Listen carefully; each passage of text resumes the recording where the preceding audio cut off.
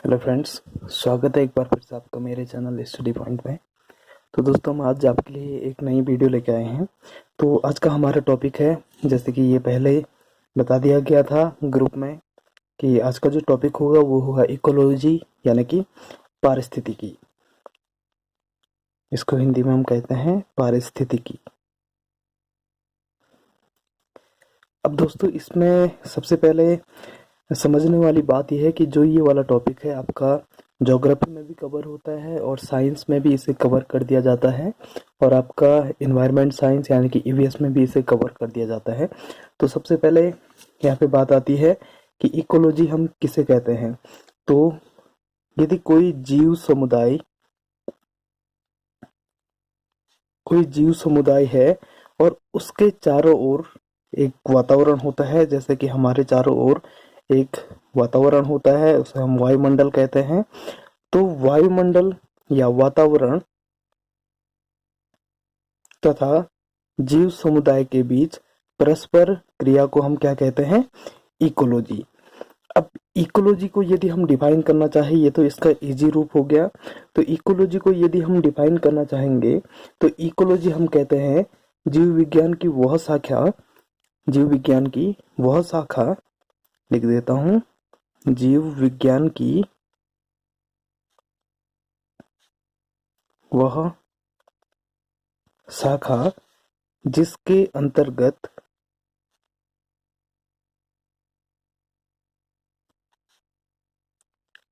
जीव जीव समुदाय तथा उसके वातावरण का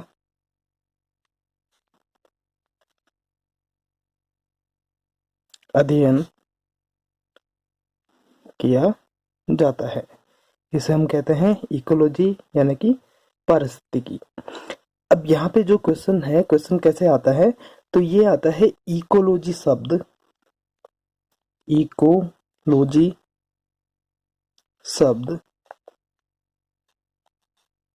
किस भाषा का शब्द है?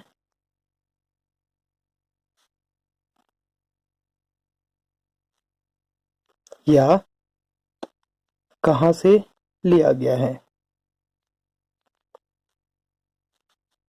क्वेश्चन ऐसे बन के आता है, इकोलॉजी शब्द किस भाषा का शब्द है या कहाँ से लिया गया है? तो जो इकोलॉजी शब्द है वो लिया गया है यूनानी भाषा से, यानी कि ये यूनान से लिया गया है। इस प्रकार का क्वेश्चन आपको यहाँ पे देखने को मिल सकता है।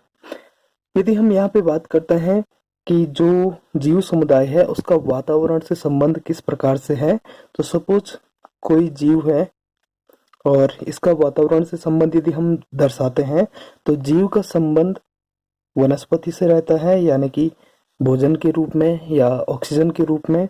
तो जीव का संबंध वनस्पति से रहता है। जो मिट्टी है, मिट्टी से भी रहता है। चाहे हम जल की बात करें, जल से भी जीव का संबंध होता है और जलवायु से भी जीव का संबंध होता है। यानी कि जीव समुदाय का वातावरण के साथ परस्पर संबंध को हम इकोलॉजी कहते हैं, या इन संबंधों के अध्ययन को हम क्या कहते हैं? इकोलॉजी कहते हैं।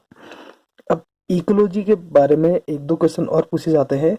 यदि क्वेश्चन पूछा जाता है कि इकोलॉजी शब्द का प्रथम प्रयोग किसने किया था?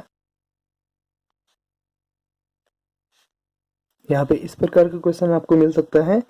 तो यहाँ पे दो आंसर इसके मिलते हैं। यदि ऑप्शन में रीटर है तो सबसे पहले यहाँ पे यदि रीटर है तो रीटर या रेटर हम इसे कहते हैं, इन्होंने इकोलॉजी शब्द का सबसे पहले प्रयोग किया था 1865 ईस्वी में। यदि आपके क्वेश्चन आपके पेपर में रीटर आंसर में दिया गया है या ऑप्शन में दिया गया है तो रीटर इसका आंसर होगा।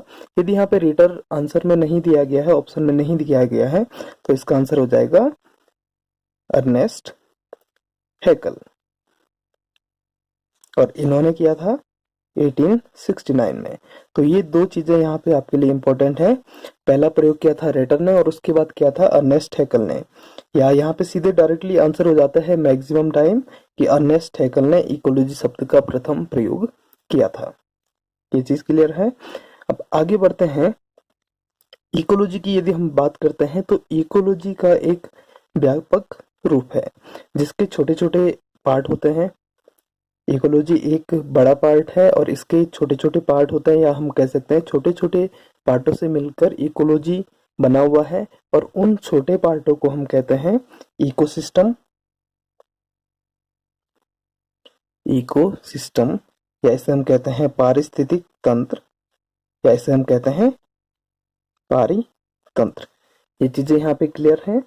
इकोलॉजी बना है छोटे छोटे पार्टों से जिन्हें हम कहते हैं पारितंत्र या पारिस्थितिकी तंत्र या इकोसिस्टम। अब यहाँ पे इकोसिस्टम की बात यदि हम करते हैं तो इकोसिस्टम हम किसे कहते हैं? तो आपने बचपन से पढ़ा होगा कि हमारे जीवमंडल में बहुत सारे जैविक तथा अजैविक घटक पाए जाते हैं। तो उन जैविक तथा अजैविक घटकों के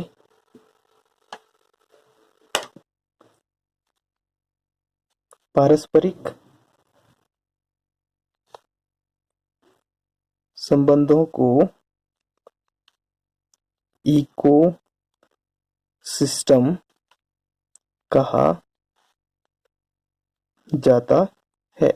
जैविक तथा अजैविक घटकों के पारस्परिक संबंधों को इकोसिस्टम कहा जाता है। यदि हम इकोसिस्टम की बात करते हैं तो इकोसिस्टम की संरचना किसने दी थी या इकोसिस्टम शब्द किसने दिया था? तो ये दिया था, इकोसिस्टम शब्द दिया था A.G. टेंसले ने। और कब दिया था? 1935 में। A.G. टेंसले ने इकोसिस्टम शब्द दिया था। कब दिया था? 1935 में। ये चीज भी यहाँ पे क्लियर है। तो यहाँ पे मैक्सिमम क्वेश्चन पूछे जाते हैं। एक क्वेश्चन यहाँ से क्लियर हो गया है, 2 क्वेश्चन, 3 क्वेश्चन और 4 क्वेश्चन यहाँ पे हमारे क्लियर हो गए हैं। अब यदि हम इकोसिस्टम की विशेषता की बात करते हैं तो इकोसिस्टम की विशेषताएं क्या होती हैं? तो यहाँ पे ध्यान देंगे, विशेषताएं। इकोसिस्टम की जो विशेषताएं हैं, तो सबसे पहले इकोसिस्टम की विशेषता जो है ये है सुनिश्चित क्षेत्र। यानी कि कोई भी इकोसिस्टम होता है इसका एक निश्चित क्षेत्र होता है। यदि हम फॉरेस्ट इकोसिस्टम की बात करते हैं उसका एक अपना निश्चित क्षेत्र होता है। यदि हम मरुस्थल इकोसिस्टम की बात करते हैं तो उसका भी एक निश्चित क्षेत्र होता है। यदि हम समुद्र इकोसिस्टम की बात करते हैं तो उसका भी एक निश्चित क्षेत्र होता है। और यदि हम किसी ग्रासलैंड इकोसिस्टम की बात करते हैं तो उसका भी एक निश्चित क्षेत्र होता है। यानी कि कोई भी इकोसिस्टम है उसका एक निश्चित क्षेत्र होता है। इतने सारे इकोसिस्टम के नाम मैंने गिनाए। यहाँ पे कुआं की बात हम करते हैं या पॉन्ड इकोसिस्टम की हम बात करते हैं या नदी इकोसिस्टम की हम बात करते हैं। बहुत सारे यहाँ पे इकोसिस्टम पाए जाते हैं। जो इकोसिस्टम होता है एक बूंद के रूप में भी हो सकता है और एक बृहद पैमाने पर भी हो सकता है, जैसे कि महासागर। यानी कि इकोसिस्टम की कोई निश्चित संरचना नहीं है, या हम कह सकते हैं जो इकोसिस्टम है उसकी एक निश्चित संरचना नहीं है लेकिन उसका एक निश्चित क्षेत्र होता है। तो इसका एक पहली विशेषता यही है। दूसरी विशेषता है इसकी एक कार्यशील क्षेत्रीय इकाई होती है। कार्यशील क्षेत्रीय इकाई यानी कि ये एक निश्चित क्षेत्र में रह करके कार्य करता है, चाहे ग्रासलैंड हो, पॉन्ड हो या समुद्र इकोसिस्टम की हम बात करते हैं या नदी इकोसिस्टम की हम बात करते हैं, तो इसकी एक कार्यशील क्षेत्रीय इकाई होती है। नेक्स्ट है यहाँ पे जो इकोसिस्टम होता है ये होता है खुला तंत्र। अब खुले तंत्र का मतलब ये है कि इसकी बाउंड्री नहीं होती है, ये कदापि इसका मतलब नहीं है। यानी कि जो इकोसिस्टम होता है उसकी एक सीमा होती है, एक बाउंड्री होती है। लेकिन खुला तंत्र हम क्यों कहते हैं? क्योंकि वहां पे जितने भी जीव होते हैं वो अपनी दैनिक आवश्यकताओं के लिए, दैनिक कार्यों के लिए स्वतंत्र होते हैं, इसलिए हम इसे कहते हैं खुला तंत्र।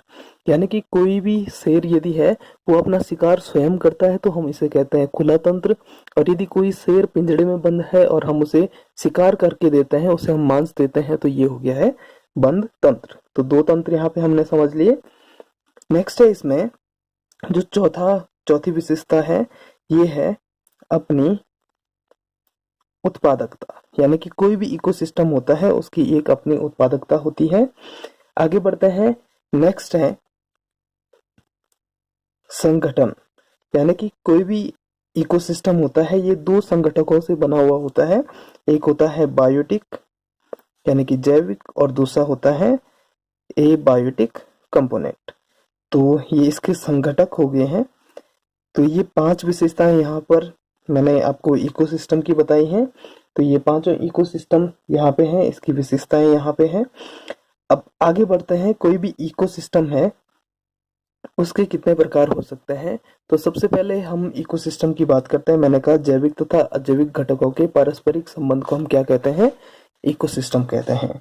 तो कोई भी इको सिस्टम यहाँ पे है तो ये बनता है जैविक घटकों से और अजैविक घटकों से। दो घटक यहाँ पर है। यदि हम जैविक घटक की बात करते हैं तो जैविक घटक कितने प्रकार के हो सकते हैं। तो इसमें पहला जो प्रकार है ये हो गया उत्पादक, दूसरा प्रकार है उपभोक्ता, और तीसरा है अपघटक। यानी कि उत्पादक हम उसे कहेंगे जो सूर्य के प्रकाश की उपस्थिति में प्रकाश संश्लेषण करके भोजन बनाता है, जैसे कि इसमें आते हैं पेड़ पौधे। पेड़ पौधे यहाँ पे आते हैं। उपभोक्ता की यदि हम बात करेंगे तो उपभोक्ता में जो हर्बीवोरस है, कार्निवोरस है, ये सब उपभोक्ता में आते हैं। यानी कि प्राथमिक उपभोक्ता 1 डिग्री, द्वितीयक उपभोक्ता 2 डिग्री और तृतीयक उपभोक्ता 3 डिग्री। यहाँ पे सोचने वाली बात यह है कि बहुत बार क्वेश्चन भी यहाँ से पुट अप होता है कि जो प्राथमिक उपभोक्ता होते हैं वो किस प्रकार का भक्षण करते हैं।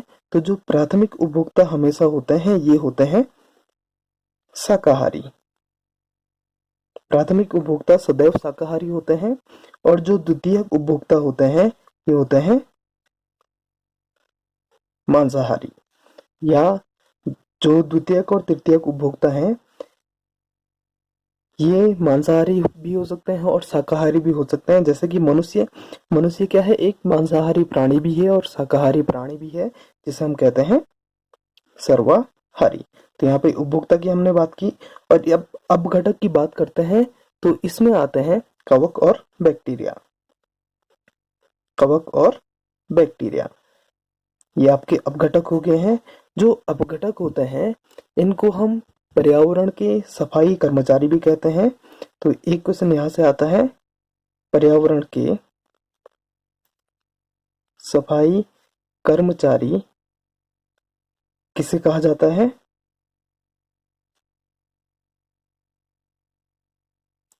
तो ये होते हैं अपघटक।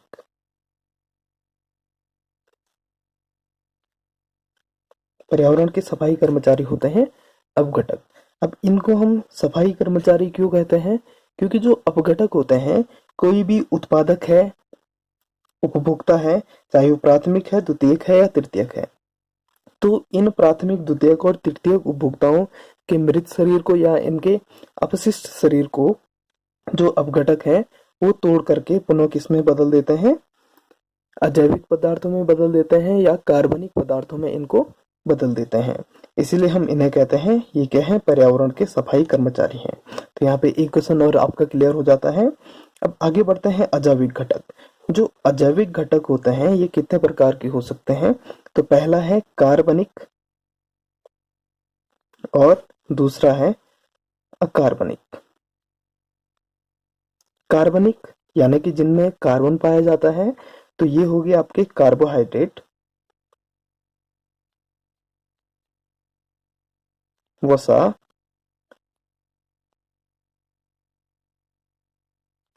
प्रोटीन और ईटीसी।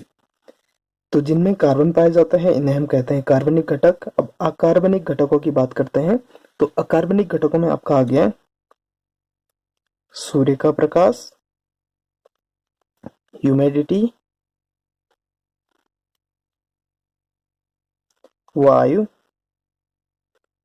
मृदा, ईटीसी। तो ये आपके हो गए अकार्बनिक घटक, यानी कि जिनमें कार्बन नहीं पाया जाता है। तो ये चीज यहाँ पे आपकी क्लियर हो गई है। अब हम आगे बढ़ते हैं। यहाँ पे एक क्वेश्चन और पूछा जाता है कि इकोटोन हम किसे कहते हैं। क्वेश्चन पूछा जाता है कि इकोटोन किसे कहा जाता है। इंपॉर्टेंट क्वेश्चन है, इकोटोन किसे कहा जाता है। तो सपोज हमारे पास कोई भी दो इकोसिस्टम है, एक इकोसिस्टम ये है और दूसरा इकोसिस्टम ये है। तो दो इकोसिस्टम जहां पे एक साथ मिलते हैं उस भाग को हम कहते हैं इकोटोन।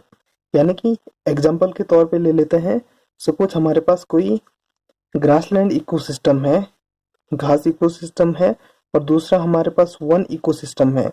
तो जहाँ पे घास भी और वन भी हमारा पाया जाता है उसे हम कहेंगे इकोटोन। यानी कि जहाँ पे दो इकोसिस्टम आपस में मिल रहे होंगे उस स्थान को हम कहेंगे इकोटोन। तो ये आपका इंपॉर्टेंट क्वेश्चन है। अब आगे बढ़ते हैं, इसमें थोड़ा सा आगे बढ़ते हैं। तो यहाँ पे क्वेश्चन पूछा जाता है कि पिरामिड, पिरामिड या इसे हम कहते हैं पारिस्थितिक पिरामिड। अब पारिस्थितिक पिरामिड हम कहते किसे हैं। तो जो पिरामिड, जैसे आपने मिस्र के पिरामिड देखे होंगे, तो इसी संरचना से लिया गया है इसका नाम पिरामिड। यानी कि पिरामिड हम किसे कहेंगे। तो ये पिरामिड, जो पारिस्थितिक पिरामिड होते हैं, ये मुख्य रूप से 3 प्रकार के होते हैं और इन्हें हम कहते हैं एल्टोनियन पिरामिड। एल्टोनियन पिरामिड। अब सबसे पहले बात आती है कि एल्टोनियन पिरामिड हम इन्हें क्यों कहते हैं। क्योंकि जो ये पारिस्थितिक पिरामिड हैं इनकी खोज की थी एल्टन नामक वैज्ञानिक ने, और इन्हीं के नाम पर इन्हें कहा जाता है एल्टोनियन पिरामिड। अब आगे बढ़ते हैं। इसमें मैंने कहा जो पिरामिड होते हैं ये 3 प्रकार के होते हैं।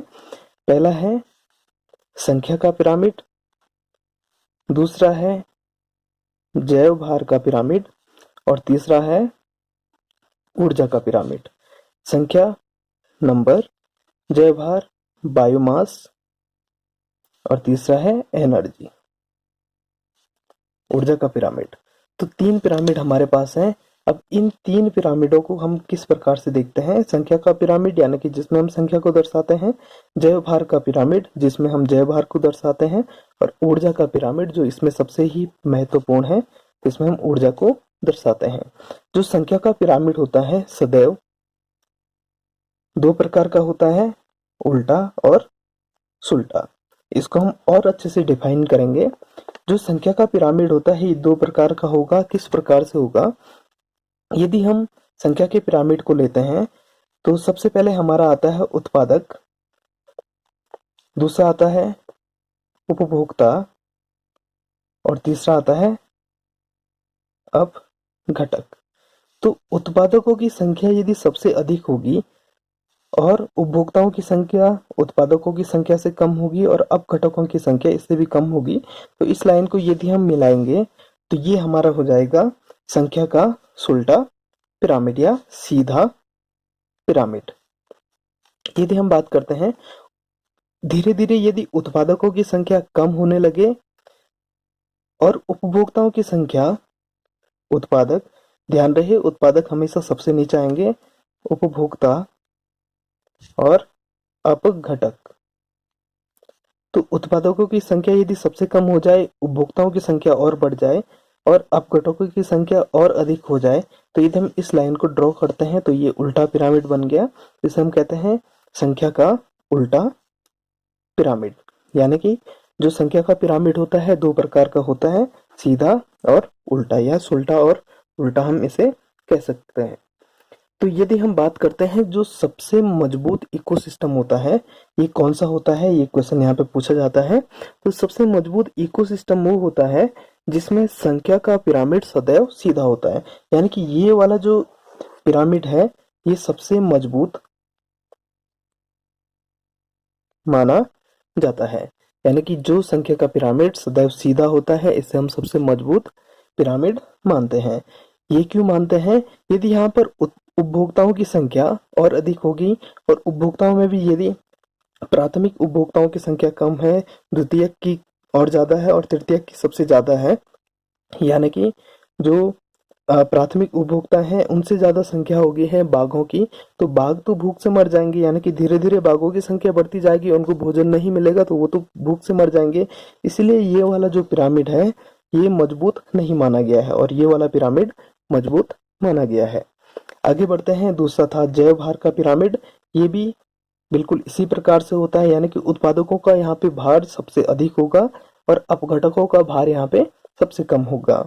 तो इसे हम सीधा पिरामिड कहेंगे जैव भार का, और इसी प्रकार से उल्टा पिरामिड भी यहाँ पे जैव भार का होता है।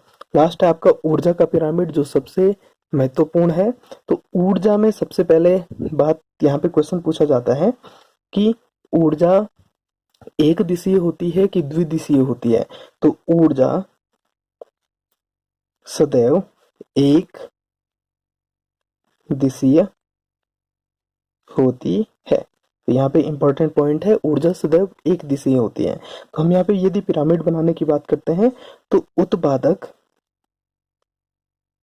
उत्पादकों में जो एनर्जी होती है वो सबसे अधिक होती है, यानी कि वो डायरेक्टली सूर्य से ऊर्जा ग्रहण करती है, तो इनकी एनर्जी सबसे अधिक होती है।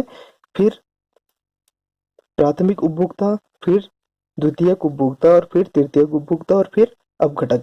यानी कि यहाँ पे उत्पादकों की ऊर्जा सबसे अधिक होती है, फिर प्राथमिक उपभोक्ताओं की, फिर द्वितीयक उपभोक्ताओं की, फिर तृतीयक उपभोक्ताओं की। यदि हम इस लाइन को ड्रॉ करते हैं तो ये आपका सीधा पिरामिड बन जाता है। यानी कि जो ऊर्जा का पिरामिड है ये सदैव सीधा होता है। इसको थोड़ा सा और डिफाइन करने की कोशिश करते हैं। सपोज यहाँ पे जो उत्पादक हैं, उत्पादकों की जो एनर्जी है वो 100% है, तो जो प्राथमिक उपभोक्ता है इनकी एनर्जी कितनी हो जाएगी, तो ये हो जाएगी 10%।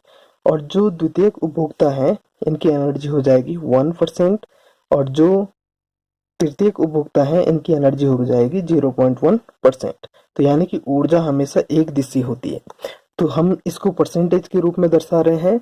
तो ये जो थ्योरी है ये सबसे पहले दी थी लिंडमैन नामक साइंटिस्ट ने। इन्होंने कहा था कि जो ऊर्जा है इसका प्रभाव सदैव क्या होता है, एक दिशीय होता है। तो लिंडमैन की थ्योरी है कि जो ट्रॉपिक लेवल है, इन्होंने यहाँ पे ट्रॉपिक लेवल कहा है इनको, तो जो ट्रॉपिक लेवल है एक ट्रॉपिक लेवल से दूसरे ट्रॉपिक लेवल तक सिर्फ उसके 10% एनर्जी जाती है और उसकी बाकी 90% एनर्जी अपने जैविक कार्यों में खत्म हो जाती है। यानी कि कोई भी उत्पादक है, यानी कोई पेड़ है, उसके पास 100% एनर्जी है तो उसका 90% वो अपने जैविक कार्य में खत्म कर देता है, और उसके बाद बचा हुआ जो 10% है वही वो क्या करता है, प्राथमिक उपभोक्ताओं को देता है। और इसके बाद प्राथमिक उपभोक्ता के पास जो 10% होता है उसका भी 90% वो अपने जैविक कार्यों में खर्च कर लेता है और 10% ही आगे पहुंचा पाता है। तो इसे हम कहते हैं ऊर्जा का 10% नियम, जो दिया था लिंडमैन ने, और ये कहता है कि ऊर्जा सदैव एक दिशीय होती है, यानी कि ऊर्जा का प्रवाह हमेशा एक दिशीय होता है। आगे हम बढ़ते हैं फूड चेन। इसके बारे में डिटेल से अगली वीडियो में चर्चा करेंगे। फूड चेन क्या होती है, यानी कि जो ये वाला क्रम है उत्पादक, उपभोक्ता और अपघटक, इसी को हम क्या कहते हैं, फूड चेन कहते हैं। तो इसको हम एक चेन के रूप में दर्शाते हैं, इसे हम फूड चेन कहते हैं। और जब बहुत सारी फूड चेन एक साथ हम मिलाते हैं तो उसे हम कहते हैं खाद्य जाल या फूड वेब। तो यहाँ से ज्यादा क्वेश्चन नहीं पूछा जाता है, इसलिए हम आगे बढ़ते हैं। अब हम बात करते हैं जो इकोसिस्टम होता है ये कितने प्रकार का होता है। तो पहला होता है प्राकृतिक, यानी कि जो प्रकृति में अपने आप बनता है, और दूसरा होता है मानवकृत या मानव द्वारा, जो प्रकृति में मानव के हस्तक्षेप द्वारा बनता है उसे हम कहते हैं मानवकृत इकोसिस्टम। और प्राकृतिक यानी कि जो प्रकृति में अपने आप पाए जाते हैं। जब हम प्राकृतिक की बात करते हैं तो इसमें जैसे एग्जांपल है वन इकोसिस्टम, दूसरा है समुद्री इकोसिस्टम, तीसरा है तालाब, और ETC, ये आपके प्राकृतिक हैं। मानवकृत की यदि हम बात करते हैं तो यहाँ पे प्रयोगशाला क्या होती है, मानवकृत इकोसिस्टम में आती है प्रयोगशाला। और यहाँ पे जो सबसे ज्यादा क्वेश्चन पूछा जाता है कि जो खेत है, खेत किस में आता है, तो ये आता है मानवकृत में। यानी कि यदि हम बात करते हैं फसल किस में आता है, तो ये भी आता है मानवकृत में। और यदि हम बागान की बात करते हैं या बगीचों की बात करते हैं तो ये भी आता है मानवकृत इको सिस्टम में। तो यहाँ पे ये चीज क्लियर आपकी हो गई है। अब हम आगे बढ़ते हैं। इसमें जो इकोसिस्टम है या जो इकोलॉजी, इसकी समस्याएं क्या हैं? तो इकोलॉजी की जो महत्वपूर्ण समस्याएं हैं या इकोसिस्टम की जो महत्वपूर्ण समस्याएं हैं, तो ये है, पहला है वनों का विनाश। वनों का यदि विनाश होता है तो ये इकोसिस्टम को सीधे सीधे डायरेक्टली प्रभावित करता है, यानी कि जो जंगल में रहने वाले जीव हैं, इनको यहाँ पर भोजन नहीं मिल पाता है, और जो उन जीवों पर डिपेंडेंट है वो जीव अपने आप मर जाते हैं। दूसरा है प्रदूषण। प्रदूषण से भी इकोसिस्टम पे इफेक्ट पड़ता है, प्रदूषण। तीसरा है जलवायु परिवर्तन, और चौथा है फूड चेन का